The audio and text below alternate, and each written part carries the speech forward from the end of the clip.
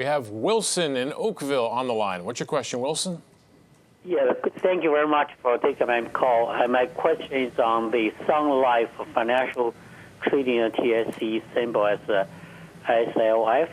And, from May to now, it's downtrend, almost developed downtrend. But today have a big jump. Although it's not broken the downtrend yet, but I just wonder whether it's a good opportunity to jump in or not. I also compare with the Manulife, which is a better option, the best choice, Thank you very much. Okay, thanks, Wilson. What do you think about the Canadian life cos? Okay, so today, virtually everything in the financials rallied, right? We've seen the yield on a 10-year and 30-year bond rallying over the last couple of weeks, and really they broke some technical support today. We got above the 3% on the 10-year, I think, and we held it today. That's right, and it held very nicely. And of course, rising interest rates really good for financials in a number of different ways. I would argue that the banks look a little bit better, more specifically U.S. banks. In the insurance companies, the property and casualty companies are performing better than the life cos. Maybe what you might consider is take a look at the ETF KIE, which gives you a basket of insurance companies. It's actually broke out to a new all-time high today because there's a number of the underlying insurance companies that are behaving better. So I think that Sun Life in some ways is sort of not the nicest house in the neighborhood, but it's a pretty good neighborhood.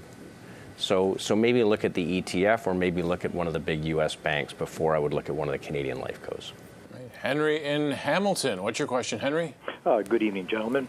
I currently own Visa. I am, however, becoming intrigued by Square. However, in terms of diversification, I wonder if they're not both, at the end of the day, essentially just financial transaction companies. Could I please have your assessment of Square? Sure. Would it be worth holding both? And would you pick up a position here in the mid-80s? Thank you. Yeah, good question. Okay, so I really like the fintech companies. I really like the payments companies, Visa, Square. We own both of them. I would say that they've had a wonderful run recently, and you may see in the short run a little bit of rotation out of those companies into the banks because they have had a great run. But I'll tell you, this is a theme that is not going away. And Square has a dominant position. And I don't think you are simply mirroring one versus the other. Visa really is the back end for the front end for everybody. Square really has a very specific spot in the ecosystem of small, mid-sized internet retailers. So I think that there's probably years in front of us of room to rally in these. These are more defensive names, really, because they're recurring revenue. But in the very short run, you may see the banks have a little bit of a lift, and there may be a little bit more profit taking in the fintech. Colin in Sarnia is on the line. What's your question, Colin? Yeah, good evening, gentlemen. You're both sharply dressed. My question is about, I've been taking profit, and I have cash to deploy, but I'm not sure what to rotate into next. An ETF maybe that might have leadership in the near term. So I'm looking for some kind of sector pick, preferably an ETF.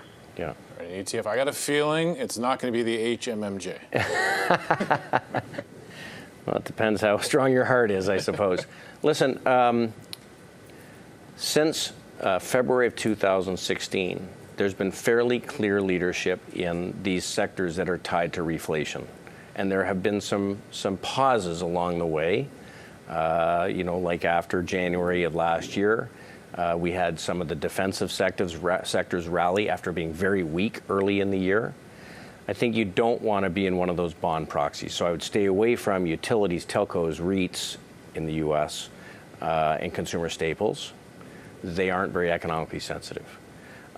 So I think money's coming out of those over the next little while, especially because the bond market looks vulnerable. On the other side, tech has been very strong, so you're getting a great entry point here. But I would look at perhaps industrials, and there's a bunch of spaces within industry. You can buy the whole industrial sector with VIS or IYJ. If we think that the next leg is sort of economically sensitive securities, that should do well, and it is already leading over the last 3-4 weeks. You could get more specific with ITA, which is aerospace and defense, which has already broken out. That looks quite attractive also. Or you could buy, the XLF, the financial sector, which I think is likely to lead over the next 4 to 6 months. All right, Sandy in Brampton on the line. What's your question?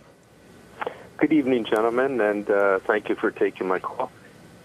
David, I just can't wrap my head around Micron. With a forward PE of around 4, I mean relative to its peers, is it a table-pounding buy or just a value trap that we should just stay away from? This is a cause for great debate in the market right now because Micron historically has been highly cyclical. And we know that you buy cyclicals when the multiple is high because the earnings are depressed, and you sell it when the multiple is low because earnings are ramping. But Micron, I would say, has really consolidated its space as the leader. It is much less competitive now in that memory space because they consolidated. And I think that this cycle's not over. Now, from a technical standpoint, it's a little bit dubious. It's trading below the 150-day moving average, it's trading below its 50-day moving average. So I wouldn't be in a hurry to chase it right now. Let it develop a little bit.